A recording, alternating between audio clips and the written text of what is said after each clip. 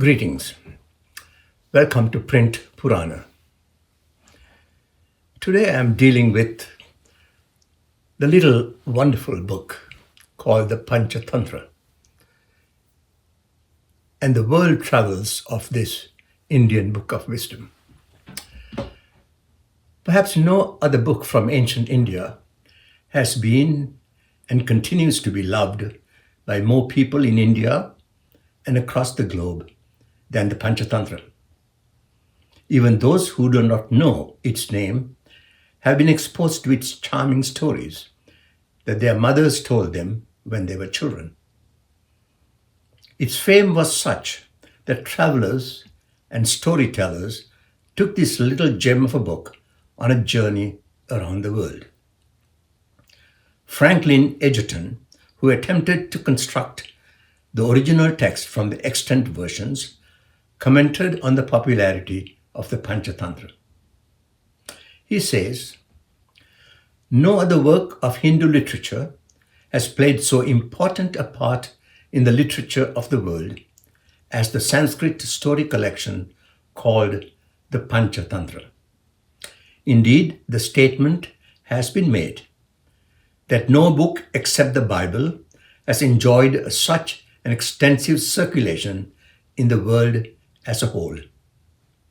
This may be, I think it probably is, an exaggeration. Yet perhaps it is easier to underestimate than to overestimate the spread of the Panchatantra." Unquote.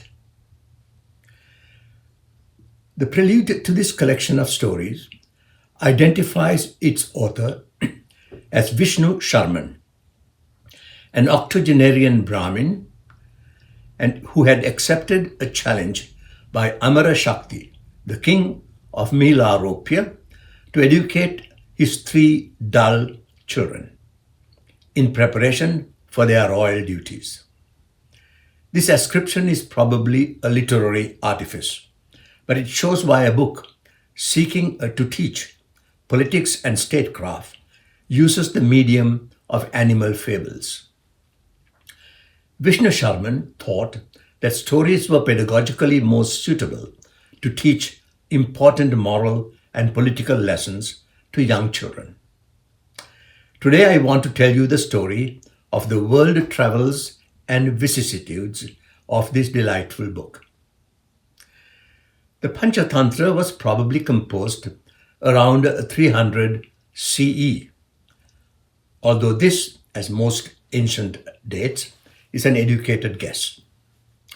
What we know for sure is that it was translated into the old Iranian language of Pahlavi around 550 of the Common Era by a Persian doctor named Burzoe.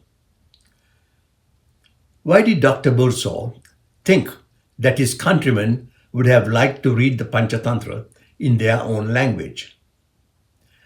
Perhaps they would enjoy its entertaining and instructive animal fables.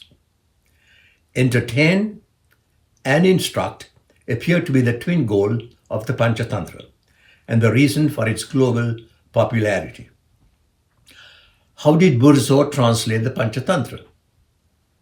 Today we are used to scholars rendering faithfully the original in the new target language, maintaining as far as possible the original structure.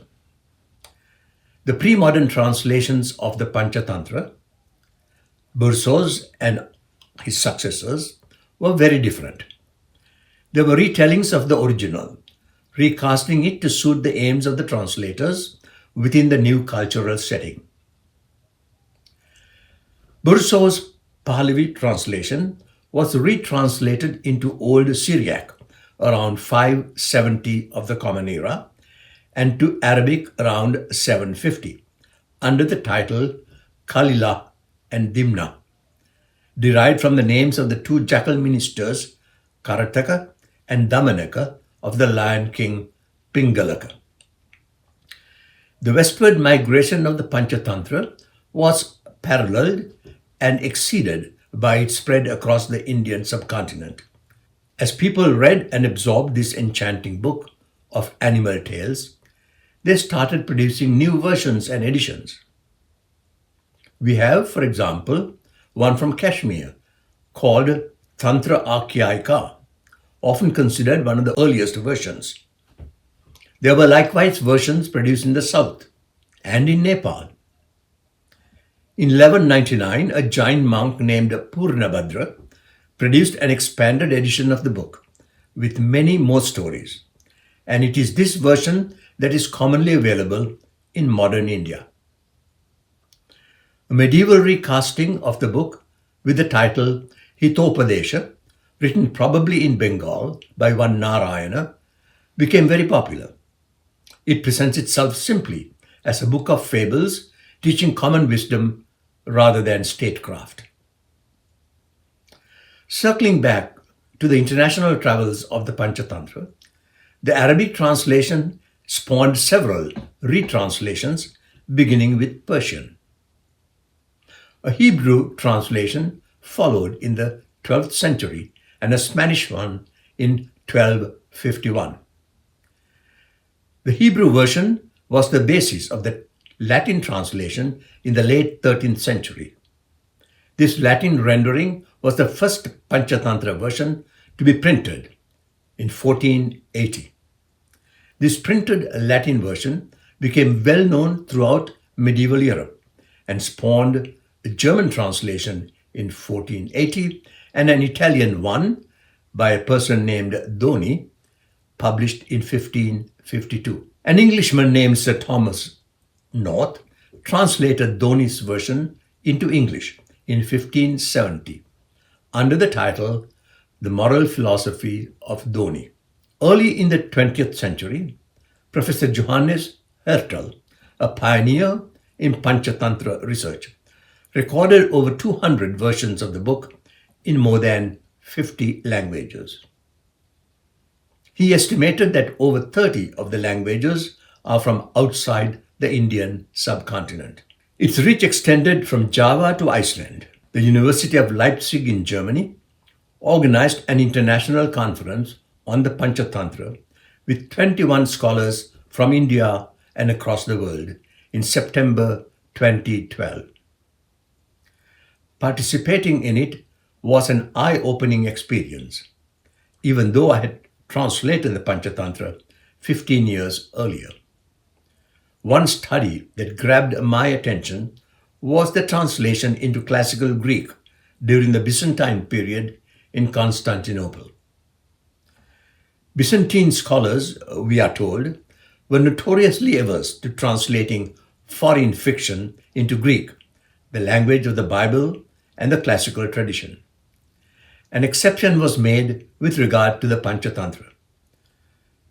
But the Greek translation was kept more as an icon at the emperor's palace than as a version to be read by ordinary people. Besides the translations and retellings, the Panchatantra had a profound influence on Arabic and European fable and narrative literature. The most notable are the Arabian Nights and the French fables by La Fontaine, who states expressly that much of his material was derived from the Indian sage Pilpai, perhaps a corruption of the Sanskrit Vidyapati or Vajpayee. Panchatantra stories also became the subject of art. The Russian archaeological excavations in the city of Panjikent in Tajikistan, 5th to 8th centuries of the Common Era, revealed several pictorial representations that archaeologists identified as illustrations of Panchatantra tales. Individual Panchatantra tales, furthermore, became transformed in Western folk tales, with unfamiliar animals being replaced by common ones in Europe. There is, for example, the beloved story of the Brahmin Devasharman and his pet mongoose, illustrating the perils of hasty action. Devasharman received a lucrative offer to officiate at a ritual for the king. There was a problem, however. Devasharman's wife had gone to the river to bathe. Without anyone to look after his newborn son, he left him in the care of his mongoose. While returning home, the delighted mongoose ran ahead to meet his master with blood on his mouth. The Brahmin, thinking the animal had eaten his son, beat it to death, only to find that the mongoose had killed a cobra that was trying to bite the infant. The Brahmin, mongoose, and cobra were transformed into knight, dog, and wolf in the Western retellings of the story. The most famous was the Welsh folktale of Prince Llewellyn and his dog Gellert. Here, Gellert kills the wolf that is trying to attack Llewellyn's child, and in turn is killed by the prince, thinking the dog with a bloody mouth had killed his son. The story gave rise to the common Welsh proverb about hasty action. You will regret it like the man who killed his dog. The transformation of Panchatantra stories as they spread to different countries is instructive with respect to the ways in which cultures absorb foreign elements and make them their own. Devasharman became Llewellyn and Mongoose became the dog Gellert.